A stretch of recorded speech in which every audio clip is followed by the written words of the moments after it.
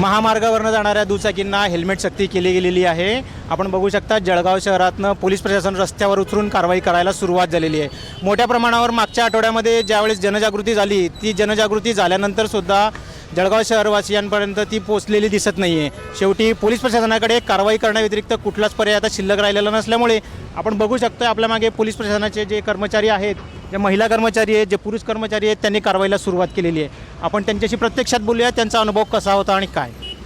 ताई, मला सांगा, तुम्ही सकाळपासून आता इथं प्रशासनानं जे कारवाईचे आदेश दिलेले आहेत त्याच्या संदर्भात तुम्ही कारवाई करण्यासाठी उभे आहात, तर काय अनुभव होता आपला?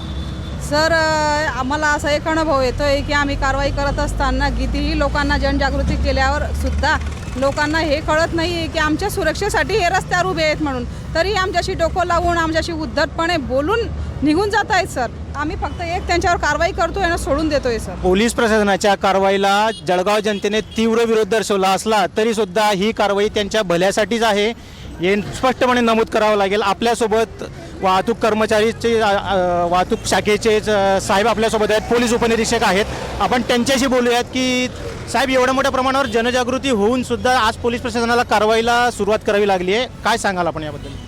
बघा, आता माननीय SP सर त्यांनी बऱ्याच दिवसापासून जनजागृती केली, पण तरी पण लोक काय ऐकायला तयार नाही, म्हणून आजपासून मोहिमेला सुरुवात केलेली आहे। हे आता हे कंटिन्यू आणि रेग्युलर चालणार आहे मोहीम। SP सर आणि श्रीमान आमचे PI गायकवाड सरांच्या आदेशाने ही मोहीम आता कंटिन्यू चालणार आहे। सर, मला एक सांगा की ही कारवाई फक्त दुचाकी धारकांसाठी आहे की चारचाकी धारकांसाठी सीट बेल्ट न लावणं किंवा इतर जे आहे ते? पण आहे, सीट बेल्टसाठी पण आहे, पण आता सध्या हेल्मेटची कारवाई आहे सर। आपल्याकडे एक ताई आहेत ज्यांना पोलीस प्रशासनाने, पोलीस कर्मचाऱ्यांनी हेल्मेट नसल्यामुळे अडवलं होतं। त्यांनी हेल्मेट त्यांच्या डिक्कीमध्ये ठेवलं होतं, वापर त्या करत नव्हत्या। आत्ता ते आपल्याशी बोलत आहेत, आपण त्यांना विचारू काय झालं आहे।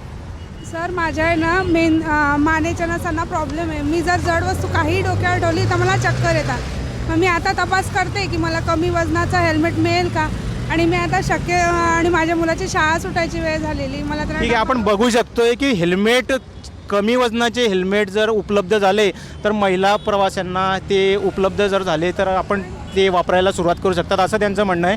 आपण अजून आपले दुसरे कर्मचारी त्यांच्यासोबत बोलूयात, सकाळपासून ते सुद्धा या कारवाईला सामोरे करत आहेत।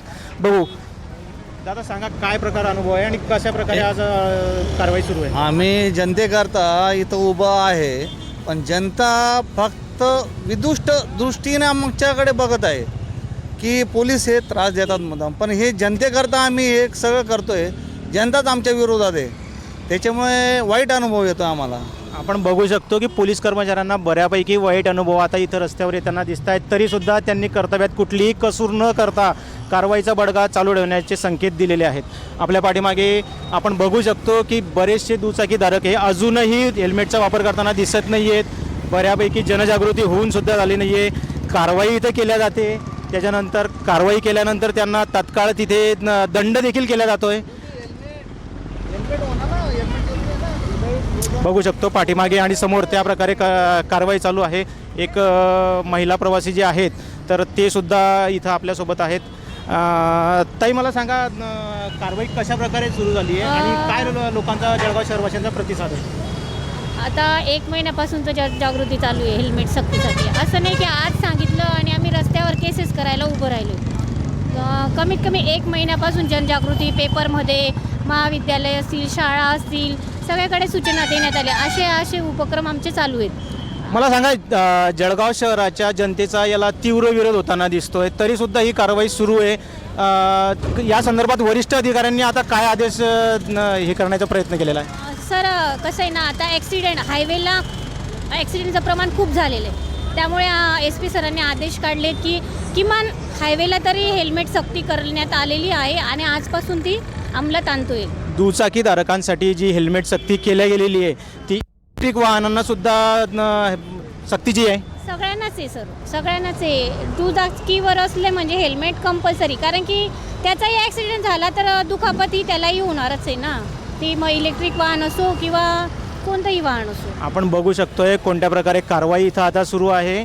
पोलीस प्रशासनाने कारवाईचा हत्यार उघडल्यानंतर जळगाव शहरवासियांनी याला तीव्र विरोध करायला सुरुवात केलेली आहे। Cameraman Bhushan Mahajan sir, Rahul Khewalkar, Jalgaon. वंदे भारत.